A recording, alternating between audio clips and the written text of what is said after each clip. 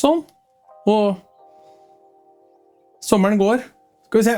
Skal jeg bare... Jeg kjente hva jeg hadde glemt. Jeg trenger bare en skål. Å, fy fader, jeg har mye. Ja! Sånn. Og i dag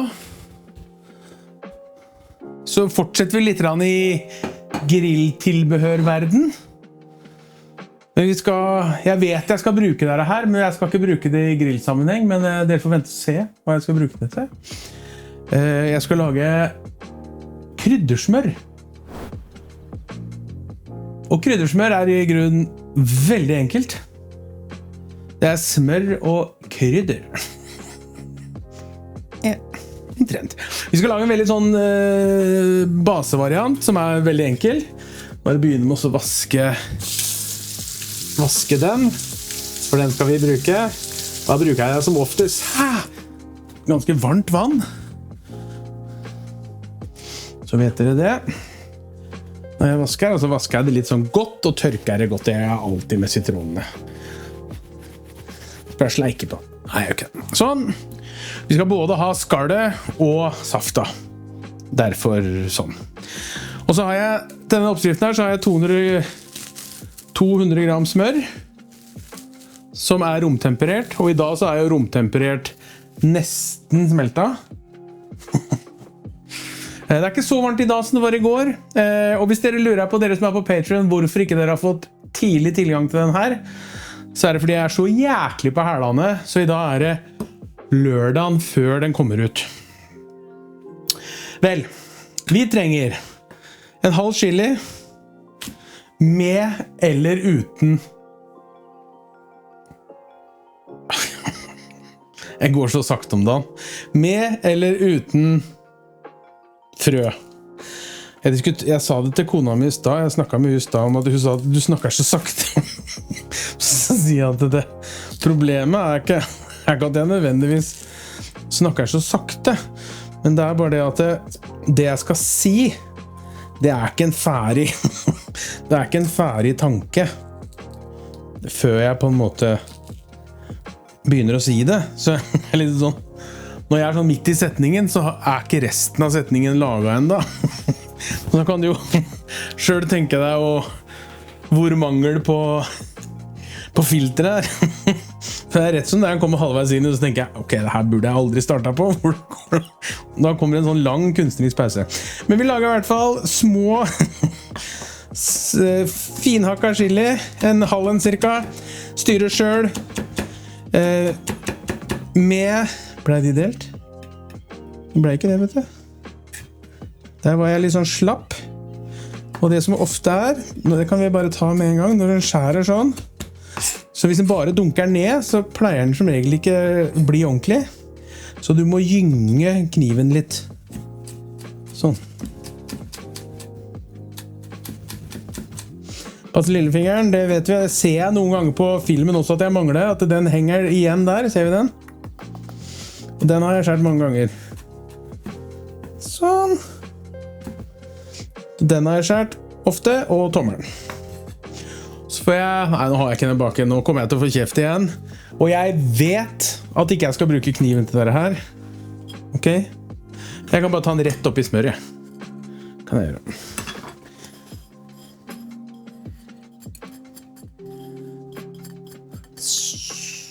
Sånn. Jo, og jeg vet jo at ikke jeg skal bruke kniven på dette her, for det ødelegger eggen. Men for det første så slipper jeg knivene nede selv, så jeg kan slippe de så mye jeg vil. Jeg vet noen anbefaler å bruke baksida. Jeg vet ikke, jeg bare har en sånn stygg uvan med at jeg bare bruker kniven. Et lite fedd med hvitløk.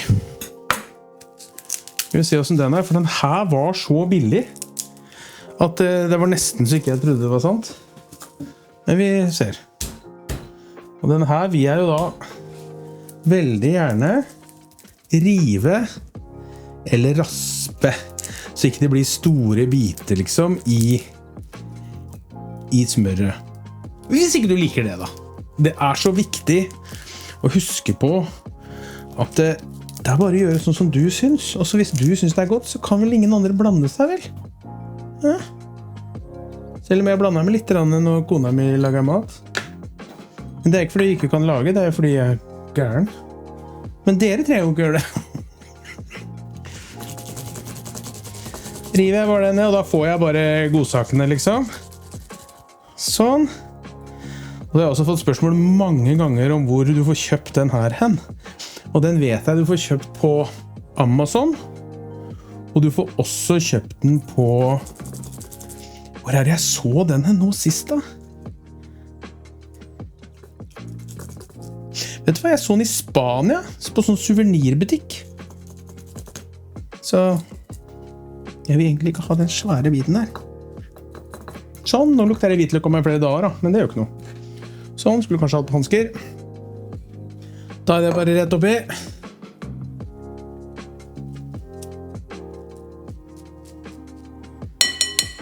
Råka litt.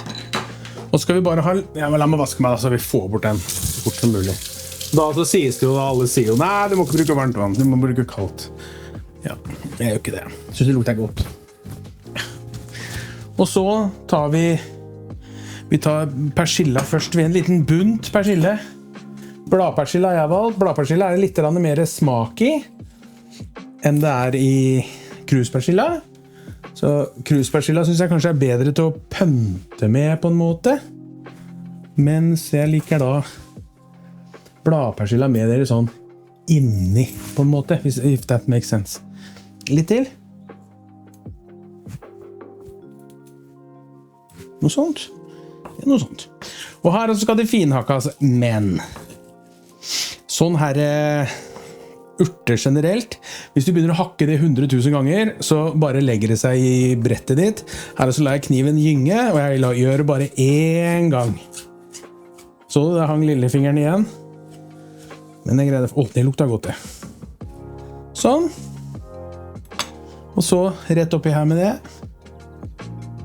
Og så bruker vi kniven, sånn at vi kan...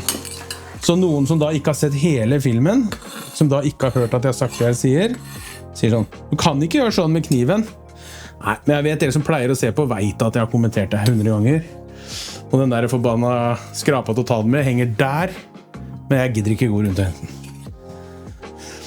Sånn, så det er kanskje noe som må stå på lista over ting jeg alltid må finne fram, så jeg har det. Sånn, og så skal vi raspe... Da fader hvor mye det er, ja. Vi tar litt. Litte grann sitronskall. Bare en sånn, bare sånn at det blir litt smak av den. Og så står det vel... Hvor mye står det da? En halv teskje eller et eller annet sånt nå. Jeg tar bare en liten bit, og så bare får jeg litt syre oppi. Sånn, det kan smakes det etterpå også. Litt flaksalt. Hvor mye stod det da? Stod det en teskje, tror jeg det stod. Skal vi se om vi har en her da. Der, teskje flaksalt. Det er for at det saltet skal liksom komme litt sånn innimellom. Og det skal være salt. Det skal liksom gi litt sånn ekstra god smak. Pepper. Etter smak, det står i oppskriften mye, men jeg tar sånn omtrent like, litt mindre enn salt. Sånn. Var det alt? Nei. Så står det en klype med sukker. Da gjør vi basically en klype med sukker. Kan jeg tenke meg er sånn helt unødvendig. Eller ikke. Da må det være Gordon Ramsay for å lukte det. Smake det. Ta på hansker, for jeg skal klisse oppi her. Bare sånn for å ta en sånn kjapp runde på hanskene også. Disse hanskene kjøper jeg på Norengro, og de er matgodkjente, og de er av nitril uten pudder. Og jeg bruker large, så da vet dere hvor store føtter jeg har også, mest sannsynlig. Sånn. Og så er det bare å begynne å blande.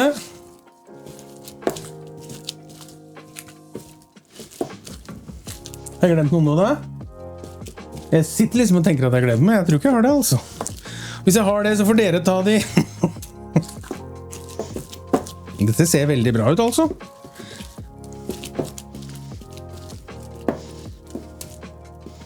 Sånn. ikke mer enn det som skal til der, altså. Så spørsmålet, burde jeg, nå det store spørsmålet, sånn rent sånn praktisk sett, burde jeg tatt og gjort klar den jeg skal ha de inni før jeg begynte med det her? Jeg gjetter på det. Vi gjør sånn, skal vi se om vi greier å få lurt det til. Så hvis jeg tar av den ene, sånn, da har jeg den sånn til dels rein. Sånn. Sånn. Og så bruker jeg den. Nei, ikke heng der da. Den. Så tar vi ut den. Så legger vi den bare på midten der, som litt av sånn kake, holdt jeg på å si. Sånn, så lager jeg en sånn passe stor en først. Sånn, og så for å klare det, så tar jeg med den. Og så skjønner dere, nå skal den... jeg må smake på den først. Smake på den. Før den går i kjøleskapet. Smaker litt, og så får vi en sånn chilijflak. Og en sånn en. Sånn. Helsike. Ok. Den smaker liksom litt sånn akkurat sånn som det skal det. Gud, det var godt. Det her bare tull å kjøpe heretter da. Klarer jeg det her da? Det kjentes ikke ut som jeg klarte det. Det hadde kanskje vært lettere i et bakepapir.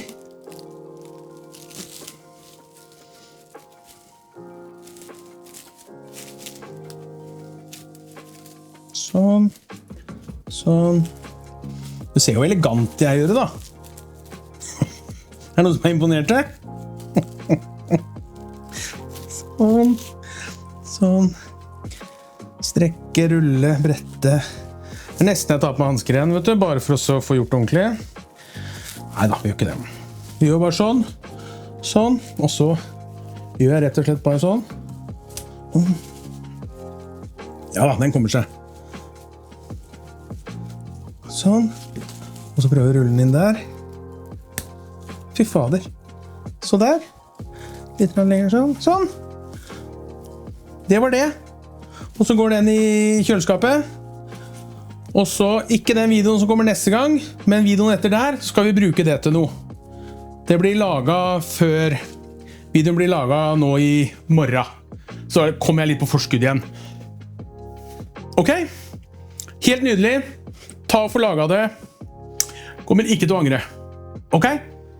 Kos dere. Ta vare på hverandre. Vær snille. Nå vet jeg ikke hva jeg skal rope. Jeg kan ikke rope Hege, nå det smør. Vi snakkes. Ha det bra.